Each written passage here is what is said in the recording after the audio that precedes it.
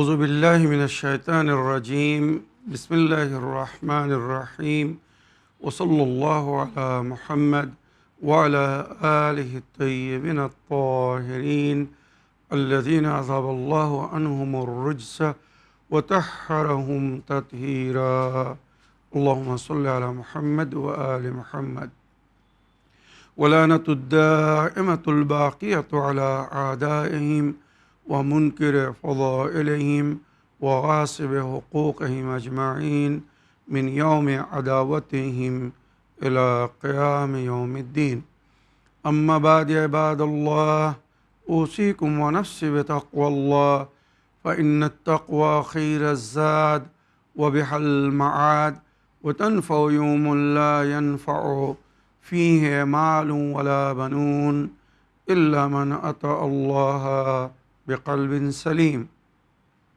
وصلى الله على محمد وعلى آله الطيبين الطاهرين اللهم صل على محمد وآل محمد আমার সুপ্রিয় দর্শক ও শ্রোতাবৃন্দ আসসালামু আলাইকুম ওয়া রাহমাতুল্লাহি ওয়া বারাকাতুহু।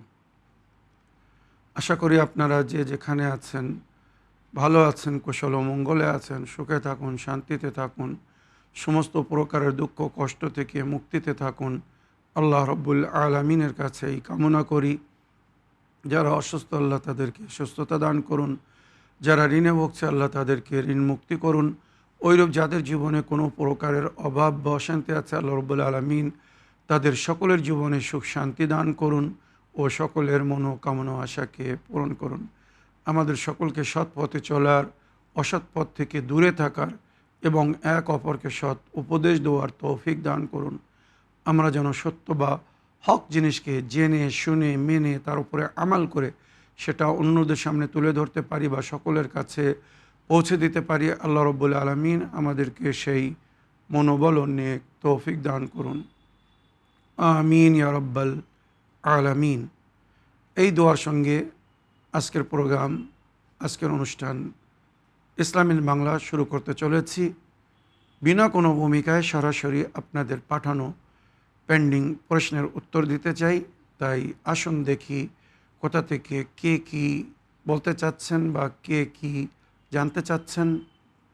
আসসালামু আলাইকুম, জনাব মাওলানা সাব্বির রেজা সাহেব, আমি নদিয়া জেলা থেকে সুরাজ শেখ বলছি। মাওলানা সাহেব, আমার প্রশ্ন হলো, হজরত বিবি জুবাইদা রহমতুল্লাহ আলাইহা ইনি ইমাম মেহেদী আলাইহিসসালামের 313 জন সাথীদের মধ্যে থেকে একজন হবেন। আমি জানতে চাচ্ছিলাম এনার কোন কোন কোয়ালিটির জন্যে উনি ইমাম মেহেদী আলাইহিসসালামের 50 জন নারী সাথীদের মধ্যে থেকে একজন হবেন। এই বিষয়ে আপনি একটু বিস্তারিতভাবে আলোচনা করবেন। ওয়ালাইকুম আসসালাম রহমতুল্লাহি ওয়া বারাকাতুহু। আমার প্রিয় ভাই সুরাজ শেখ সাহেব, চিঠি লেখার জন্য এবং সুন্দর একটি প্রশ্ন রাখার জন্য ধন্যবাদ জানাই। জুবাইদা খাতুন বা জুবাইদা বিবি হারুন রশিদের স্ত্রী ছিল।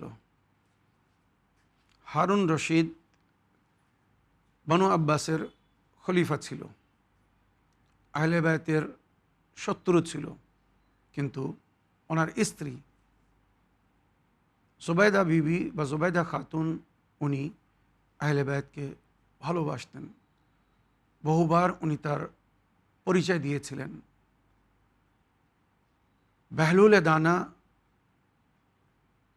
আহলে বায়তের গোলাম ইমামে জাফর সাদিক ও ইমামে মুসা কাদিম আলাইহিসসালামের সাহাবি। উনি দেওয়ানা সেজেছিলেন, মানে পাগলের রূপ ধারণ করেছিলেন। কেননা সেই সময় জালিম বাদশার তরফ থেকে অর্ডার দেওয়া হয়েছিল, যে কেউ ইমাম মুসা কাদিম আলাইহিসসালামের সঙ্গে সাক্ষাৎ করবে আর ইমামে মুসা কাদিম আলাইহিসসালামের কথা সাধারণ পাবলিক বা ওনার মান্যওয়ালাদেরকে বলবে, তাকে যেন হত্যা করে দেওয়া হয়। সুতরাং এখানে ইতিহাসে লেখা হয়েছে, যখন এক সময় অতি প্রেশারাইজ করা হয়, চাপ সৃষ্টি করা হয়, তখন ইমামে মুসা কাদিম আলাইহিস সালামের 3 জন সাহাবী কয়েদখানায় ওনার সঙ্গে সাক্ষাৎ করতে যায়, কিন্তু সাক্ষাৎ করতে দেওয়া হয় না। তো একটি চিঠি লিখে পাথরে বেঁধে সেটা ওপর দিয়ে কয়েদখানার ভেতরে ফেলে দেওয়া হয়। ইমাম চিঠি পড়ে বুঝতে পারলেন যে আমার নিকটতম সাহাবী বা সাথীরা বিপদের মধ্যে।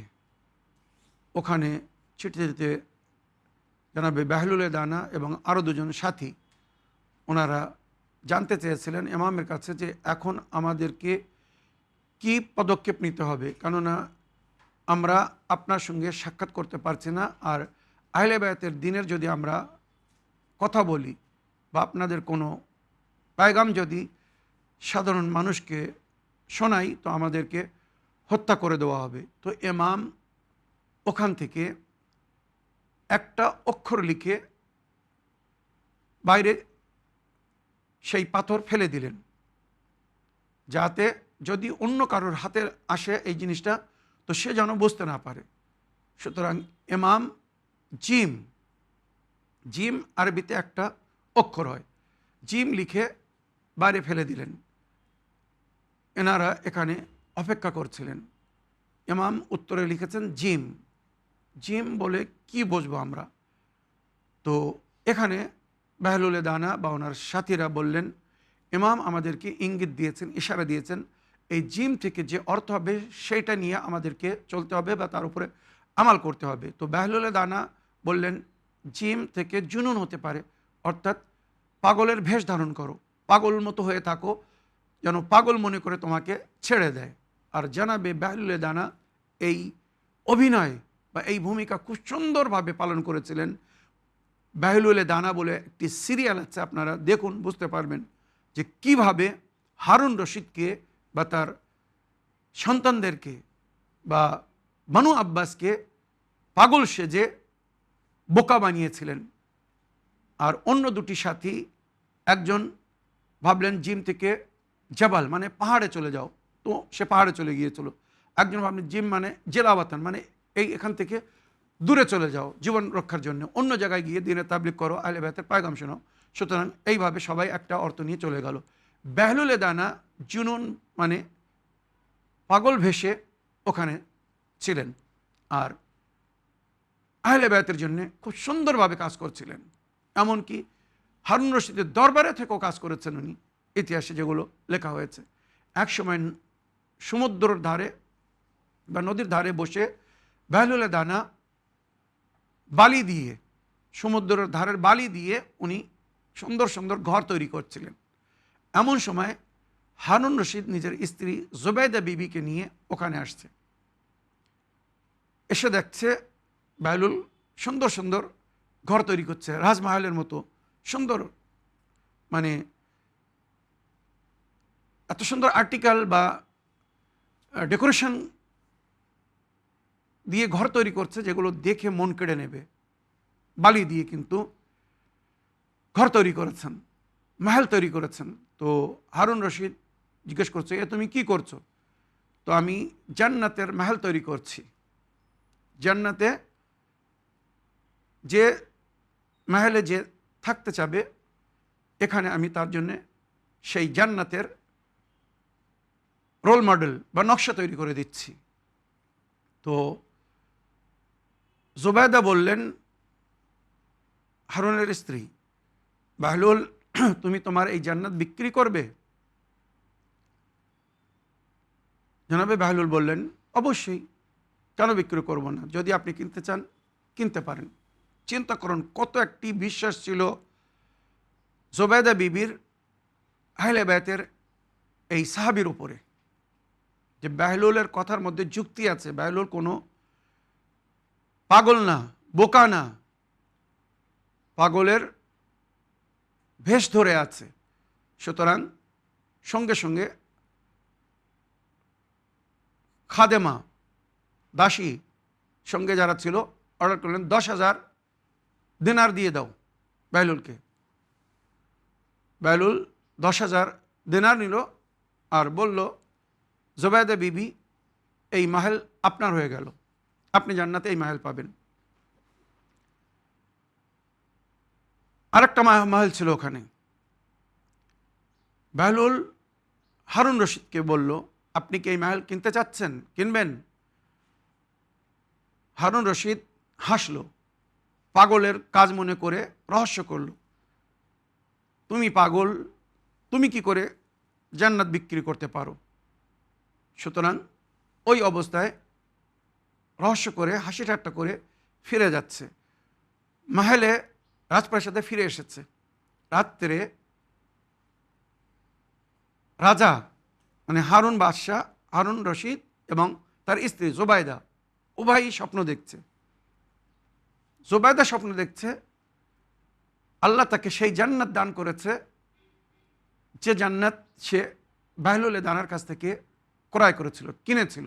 একদম ওই নকশা, ওই সৌন্দর্য, সব কিছু তার মধ্যে আছে। আর আল্লাহ বলছে ফেরেশতাদের মাধ্যমে, জুবাইদা, এই সেই তোমার জান্নাত যেটা তুমি বেহলুলের কাছ থেকে কিনেছিলে। এই স্বপ্ন হারুন রশিদও দেখছে। একই বিছানার উপরে দুজনে ঘুমে আছে। হারুন রশিদকে ফেরেশতা বলছে, একে নরকে ফেলে দাও, একে জাহান্নামের হাওয়ালে করে দাও। হারুন রশিদ ভয়ভীত বা আতঙ্কিত হয়ে ঘুম ভেঙে উঠে যাচ্ছে।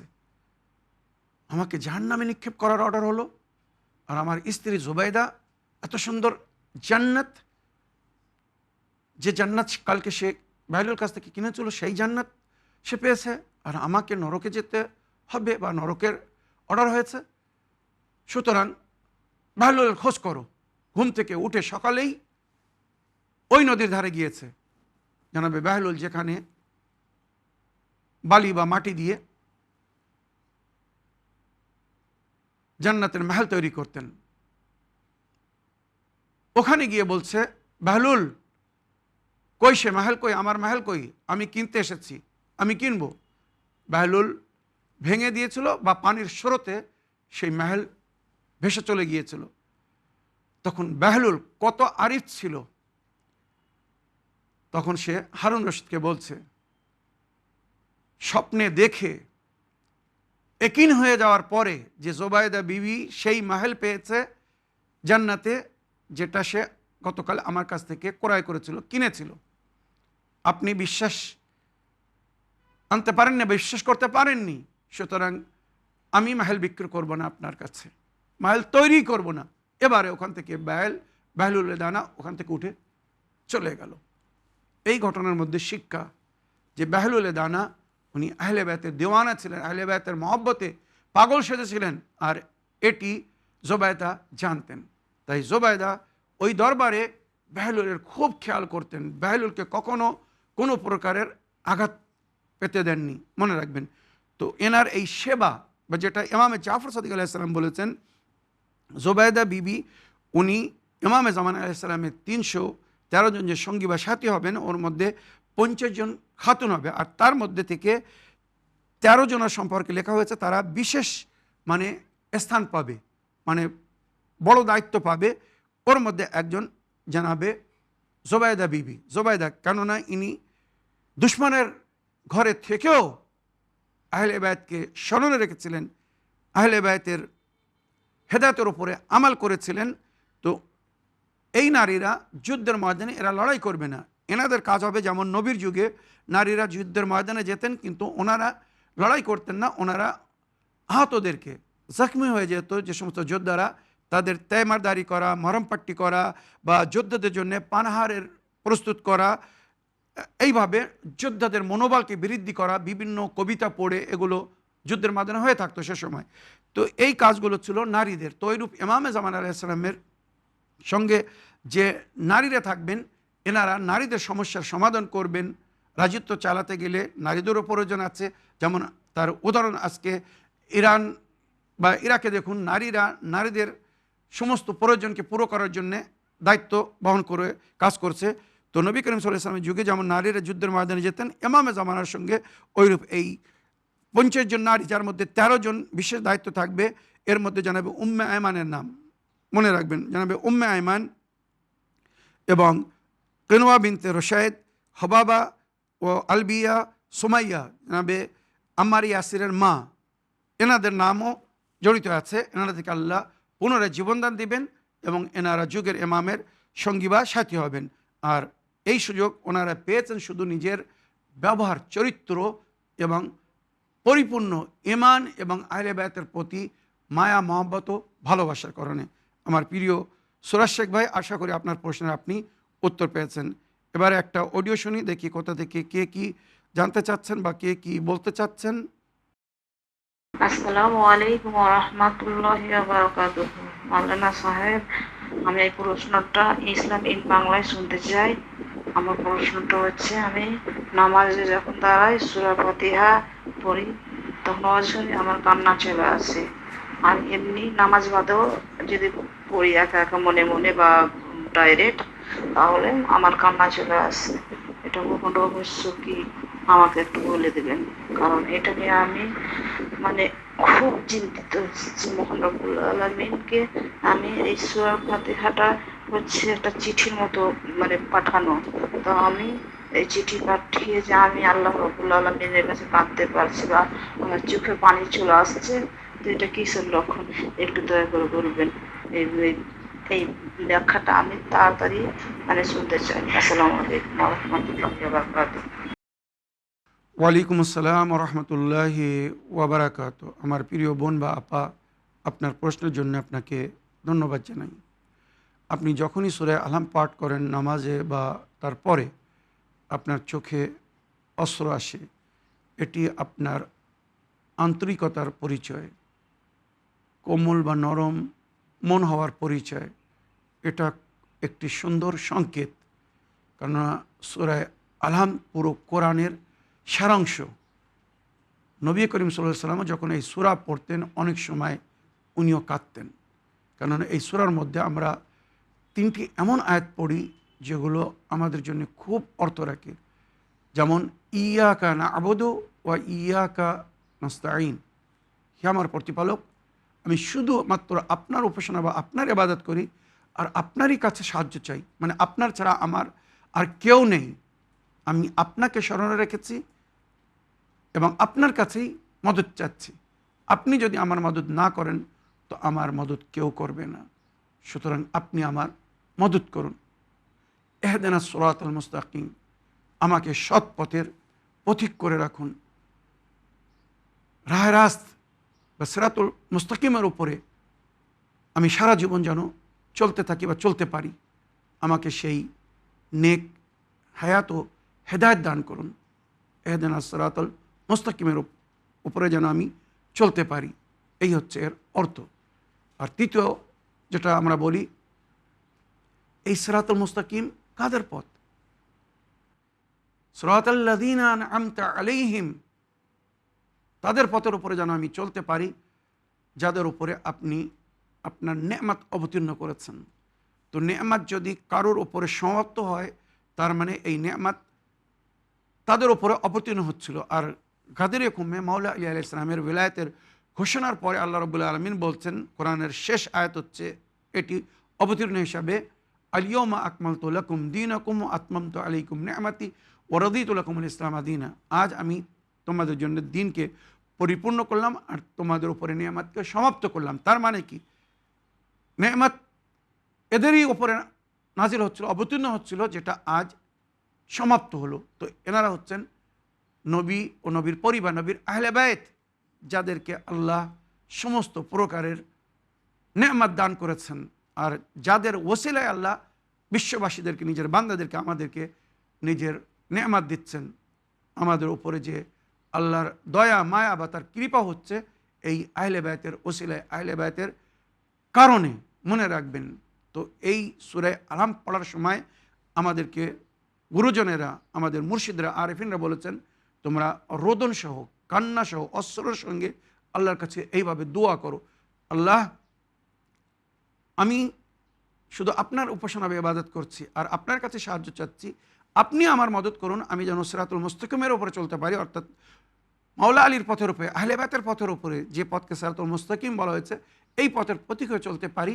আর এই আহলে বাইত যাদেরকে আপনি নেয়ামত দিয়েছেন, সিরাতাল্লাযীনা আনআমতা আলাইহিম, তাদের রাস্তার উপরে আমি চলতে চাই, যাদের উপরে আপনার নেয়ামত অবতীর্ণ হয়েছে, আপনার নেয়ামত নাযিল হয়েছে, সেই আহলে বাইতের পথের উপরে যেন আমরা সারা জীবন চলতে পারি। গায়রিল মাগদুবি আলাইহিম ওয়ালাদ-দাল্লিন, যারা আল্লাহর গজবের শিকার হয়েছে বা যারা পথভ্রষ্ট হয়েছে, আমি এদের পথে চলতে চাই না। এগুলো ইহুদ ও নাসারাদের জন্য বলা হয়েছে। আর উম্মতে মুসলিম আর ওই সমস্ত ইহুদি বা নাসারাদের জন্যও বলা হয়েছে যারা নবীর কলেমা তো পড়ে কিন্তু নবীর কথার উপরে আমাল করে না। নবী তাদের হেদায়েতের জন্যে যে কোরআন এবং আহলে বায়াতকে ছেড়ে গেছেন, যারা কোরআন এবং আহলে বায়াতকে মানে না, নবী এদেরকে নিজের উম্মতের ইহুদ ও নাসারা বলে গেছেন, পথভ্রষ্ট বলে গেছেন। এদের উপরে আল্লাহর গজব, তাই এরা আল্লাহর ওই বান্দাদেরকে ফলো করে না, জানে না, মানে না, যাদেরকে আল্লাহ ফলো করতে বলেছেন, মানতে বলেছেন, যাদের ভালোবাসার হুকুম কোরআনে দেওয়া হয়েছে। তো আমার প্রিয় বোন, এই যে সূরা আলাম পড়ার সময়, সূরা ফাতিহা পড়ার সময় আপনার কান্না আসে বা আপনি কাঁদছেন, শুকর করুন, আপনার পবিত্র অন্তর বা আন্তরিকতার কারণে এটা ঘটছে। আর এটা খুব ভালো জিনিস, খুব সুন্দর। এইভাবে এটা জারি রাখুন, ইনশাআল্লাহ আল্লাহর রহম করম হবে ইহকাল ও পরকালে। এর জন্যে আপনি অনেক উচ্চ স্থান পাবেন, সম্মান পাবেন এবং আল্লাহ রব্বুল আলামিন আপনার মনোকামনা আশাকে পূরণ করবেন যদি সূরা আলাম পড়ার সময় ওই 3টি আয়াতের অর্থ স্মরণে রাখেন, যে আমি শুধু আল্লাহর উপাসনা করছি, আল্লাহর কাছে মদত চাচ্ছি, আল্লাহ আমাকে মাওলা আলী বা আহলে বাইতের পথের প্রতীক করে রাখুন, আর তাদের পথের উপরে যেন আমি চলতে পারি যাদের উপরে আপনার নেয়ামতের বর্ষণ হয়েছে, বা আপনি যাদেরকে নেয়ামত দান করেছেন, সেই পঞ্জতনে পাক 12 ইমাম চেহরতে মাসুমিন আলাইহিস সালামের রাস্তা যেন আমি চলতে পারি। যারা পথভ্রষ্ট হয়েছে, যাদের উপরে আল্লাহর গজব হয়েছে, যাদেরকে আল্লাহ আহলে বাইতের থেকে দূরে রেখেছে, আমি যেন তাদের পথের প্রতীক না হই, তাদের কথা যেন না শুনি বা তাদের পথে যেন না চলি। ইনশাল্লাহ জীবনে অনেক সুখ শান্তি পাবেন। আগের প্রশ্ন পড়ি, দেখি কোথা থেকে কে কি জানতে চাচ্ছেন বা কে কি বলতে চাচ্ছেন। জনাব মাওলানা সাবির রেজা সাহেব, আমি নদিয়া জেলা থেকে সুরাজ শেখ বলছি। মাওলানা সাহেব, আপনার কাছে আমার একটি আবেদন ছিল, আর আবেদনটি হলো হযরত আয়াতুল্লাহ বাহজাত রহমতুল্লাহ আলাইহি এর সম্পর্কে একটু বলবেন এবং উনি ইসলামের জন্য কি কি কাজ করে গিয়েছেন এই বিষয়ে একটু বলবেন এবং এনার কিছু মূল্যবান উপদেশ শেয়ার করবেন। ওয়ালাইকুম আসসালাম রহমতুল্লাহি ওয়াবারাকাত। আমার প্রিয় ভাই সুরাজ শেখ সাহেব, আয়াতুল্লাহ বাহজাত উনি এক পবিত্র নফসের মালিক ছিলেন। এই যুগে সমস্ত প্রকারের হারাম, অপবিত্র এবং নিজাসাত থেকে দূরে থেকে আল্লাহর উপাসনা ইবাদত করে উনি যে স্থান লাভ করেছিলেন, এটা হয়তো সাধারণ মানুষের জন্য সম্ভব না। এত পবিত্র নফসের মালিক হয়ে গিয়েছিলেন যে ওনার চোখের সামনে থেকে এই মাদ্দি পর্দা সরে গিয়েছিল। উনি মানুষের বাস্তব রূপ দেখে নিতেন। আমাদের মধ্যে অনেকেই আছে, মনে রাখবেন এটা কিন্তু রওয়ায়েতের তর্জমা করছি, যারা নিজের আমালের কারণে, কুকাজের কারণে বিভিন্ন পশু পাখির রূপ ধারণ করে।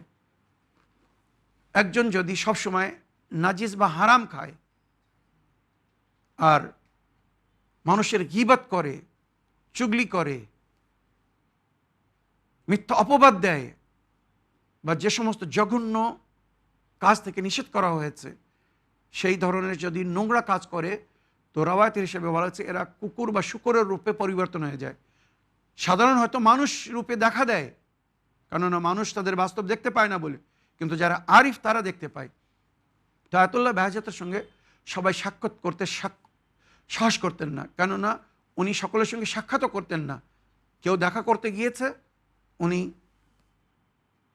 দরজার কাছে এসে যখন দেখছেন যে ব্যক্তি আমার সঙ্গে সাক্ষাৎ করতে এসেছে সে শূকর বা কুকুর, উনি দরজা বন্ধ করে দিতে বলতেন আর বলতেন ফিরে যেতে বলো, আমি এখন ব্যস্ত আছি। আর সবাই ব্যস্ত থাকে, পড়াশুনো বিভিন্ন কাজে ব্যস্ত থাকে, উনি মিথ্যা কথাও জীবনে কখনো বলেননি। তো উনি ব্যস্ত হয়ে যেতেন আর মানা করে দিতেন। হ্যাঁ, বাবার চরিত্র কার্যকর্ম হিসেবে কেউ যদি মানুষ রূপে থাকতো তার সঙ্গে সাক্ষাৎ করতেন আর তার মনের কথা বলে দিতেন। এই ধরনের অনেক ঘটনা আছে ওনার জীবনে। মানে পুরো দেশ, গোটা ইরান যখন সমস্যার মধ্যে পড়তো, এনার কাছে গিয়ে পরামর্শ চাইতো যে আমাদেরকে এখন কি করা উচিত, কি পদক্ষেপ নিতে হবে। পুরো দেশ এক সময় ছিল, পুরো ইউরোপ দেশ ইরানকে বাইকট করেছিল। ইরান নতশির হতে চাচ্ছিল না, আর তারা চাচ্ছিল যে ইরান নতশির হোক, তাহলে আমরা অ্যাম্বাসির মাধ্যমে, দূতাবাসের মাধ্যমে যে সম্পর্ক থাকে সেই সম্পর্ক রাখবো, আর নইলে রাখবো না। সবাই দূতাবাস বন্ধ করে দিয়েছিল, সমস্ত ইউরোপ দেশ। মনে রাখবেন, ইনি নিজের পবিত্র নাফসের কারণে যুগের ইমামের সঙ্গে রাবেতায় ছিলেন, সম্পর্কে ছিলেন। সুতরাং পার্লামেন্টের ডেলিগেশন এনার কাছে আসছে, ইরান পার্লামেন্টের ডেলিগেশন আয়াতুল্লাহ বাহজাতের কাছে আসছে, এসে বলছেন আগা আপনি যুগের ইমামের সঙ্গে সম্পর্কে আছেন, যেটা আমরা শুনেছি বা জানি, আপনি ইমামের সঙ্গে সম্পর্ক করে বলুন এখন আমাদের কি পদক্ষেপ নেওয়া উচিত। আমরা কি তাদের দাবি মেনে নেব, তাদের কথা মেনে নেব, সারেন্ডার করব, নতশির হয়ে যাব, না আমরা যেভাবে সত্যের ওপরে, হকের ওপরে দৃঢ় হয়ে দাঁড়িয়ে আছি ওইভাবে থাকব। আয়াতুল্লাহ বাহজাত কিছুক্ষণ সময় নিলেন, সাদা পর্দা মুড়ি দিয়ে একা নিরাবিলে সম্পর্ক গড়লেন। এসে বলছেন এখন কোনোভাবে তাদের সামনে নতশির হওয়া যাবে না। ইরান নিজের জায়গায় একদম ঠিক চলছে, ঠিক যাচ্ছে। তোমরা হকের ওপরে, সত্যের ওপরে ভয়ের কোনো প্রয়োজন নেই, এইভাবে তোমরা জারি রাখো। ইতিহাসে লেখা হয়েছে, বিশ্বাস করুন, 2 থেকে 3 বছরের মধ্যে, বা যেটা আমি শুনেছি ইরানিদের কাছে বা বিভিন্ন লিটারেচারের মাধ্যমে জেনেছি, 1.5 বছর হয়নি, পুরো ইউরোপ দেশ আবার ফিরে এসেছিল। তারাই নতশির হয়েছিল, ইরানকে নতশির হতে হয়নি, ইরান নতশির হয়নি। আর এখনও ইরানের কিন্তু সেই পরিস্থিতি, সেই পরিবেশ আমরা দেখছি। জালেমরা এত চেষ্টা করছে ইরানকে নত করার, কিন্তু এদের পিছনে কোনো গায়বী শক্তি আছে যে মদত করছে, নত হতে দিচ্ছে না। মনে রাখবেন। তো আয়াতুল্লাহ বাহজাত সেই পবিত্র নফসের উনি মানিক ছিলেন, ইলমে এরফানি উনি বিখ্যাত ছিলেন। ওনার জন্ম তারিখ যেটা ইতিহাসে লেখা হয়েছে 24 আগস্ট 1916 উনি জন্মগ্রহণ করেছিলেন, আর 2009 উনি এই দুনিয়া থেকে পর্দা নিয়েছিলেন। আর উনি নিজের জ্ঞান দক্ষতার জন্য বিখ্যাত ছিলেন। নজফে আশরাফে উনি তালিম হাসিল করেছিলেন, পরে ওখান থেকে উনি কমে চলে গিয়েছিলেন। আর নিজের পবিত্র নাফসের কারণে রিয়াজাত করে, বা আরিফিনরা যখন ইলমে এরফানের উপরে আমাল করে তো তার জন্য অনেক প্র্যাকটিস করতে হয়। তো সমস্ত প্রকারের গুনাহ পাপ থেকে বিরত থেকে, নাজিস হারাম থেকে বিরত থেকে উনি এত পবিত্র নাফসের মালিক হয়ে গিয়েছিলেন যে উনি গায়েবের খবর দিয়ে দিতেন, অদৃশ্য জিনিসকে দেখে নিয়ে নিতেন। ওনার অনেক মানে উপকার আছে এই কমের উপরে। উনি বিভিন্ন সংস্থা কায়েম করে গেছেন, বিভিন্ন বই লিখে গেছেন, যেটা ফিকহ শাস্ত্রে বড় উচ্চ স্থান রাখে। ওনার বিভিন্ন বইয়ের মধ্যে একটি বই হচ্ছে জামিউল মাসাইল, মানে সমস্ত প্রকারের মাসলার উত্তর ওখানে উনি সংকলন করে রেখে গেছেন। আর ওনার একটি মানে ইলমে গায়েব বা ইলমুল এরফানের একটি কেতাব আছে পারদানশীন। এই বই যদি কেউ পড়ে তো সে পবিত্র নাফসের মালিক হতে পারবে বা অনেক কিছু উপলব্ধি করতে পারবে। এই ধরনের অনেক কিছু ওনার জীবনে লেখা হয়েছে।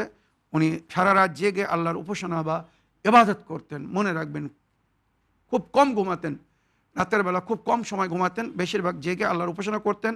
কোরআন হাদিস নিয়ে সবসময় উনি ব্যস্ত থাকতেন।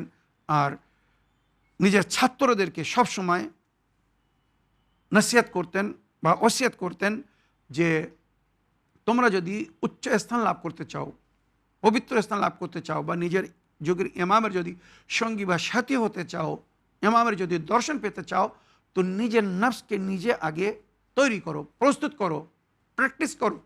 নাজিস এবং হারাম বা যে সমস্ত জিনিস আল্লাহ রসুল নিষেধ করেছেন সমস্ত জিনিস থেকে বিরত থাকার চেষ্টা করো। চেষ্টা করা তোমার কাজ, সফলতা দেওয়া আল্লাহর কাজ। জেনে শুনে নাজিস বা হারাম কেউ না, যেটা ইমামও বলেছিলেন, জেনে শুনে নাজিস বা হারাম কেউ না, আর জেনে শুনে কোনো পাপ করো না। তুমি জানো যে এটা পাপ, মিথ্যা কথা বলা পাপ, চুরি করা পাপ, গীবত করা পাপ, জেনে শুনে এগুলো করো না। এগুলো কিন্তু ক্ষমা পাবে না জেনে শুনে করলে। হ্যাঁ, ভুল থেকে যদি হয়ে যায়, মজবুরিতে হয়ে যায়, প্রেশারাইজ হয়ে কারোর চাপে যদি কোনো ভুল করে ফেলো, ওগুলো মার্জনা নজরে দেখা হবে। তবে জেনে শুনে, মানে তোমার কোনো মজবুরি নেই, তারপরেও তুমি হারাম কাজ করছো। মনে করো গান শুনছো, গীবত করছো, গীবত শুনছো, যেমন গীবত করা হারাম ওইরূপ গীবত শোনাও হারাম। তো এগুলো করো না। তুমি ইনশাআল্লাহ নিজের ইমামের সঙ্গী বা সাথী হতে পারবে। এমনকি যদি তুমি মারাও যাও তো ইমাম তোমাকে কবর থেকে ডেকে নেবেন। অনেক রওয়ায়াতের মধ্যে এটা উল্লেখ হয়েছে। যারা পবিত্র নফসের মালিক আর যারা প্রতিদিন দুয়ায় আহাত পড়ে সকালের নামাজের পরে, যদি ইমামের জোহরের আগে মারা যায় তো ইমাম তার কবরে গিয়ে তার নাম ধরে তাকে ডাকবেন আর তাকে বলবেন, তুমি বড় আশা নিয়েছিলে আমার সঙ্গী বা সাথী হবার, বা আমার সঙ্গী বা সাথী হয়ে অন্যের বিরুদ্ধে লড়াই করার, আমি এসে গেছি, আমার আবির্ভাব হয়ে গেছে, এসো, চলো আমার সঙ্গে চলো, অন্যের বিরুদ্ধে লড়াই করো, আমার সাথ দাও। তো এইভাবে ইমামের সঙ্গী বা সাথী হতে পারবে। তো উনি বড় স্পিরিচুয়াল পাওয়ার রাখতেন, রুহানি শাখসিয়তের মালিক ছিলেন। ওনার জীবনে যদি আপনারা জানতে চান, আরও পড়তে চান, তো পর্দা নশীন উনি যে বইটা লিখে গেছেন ওই বইটা পড়ুন।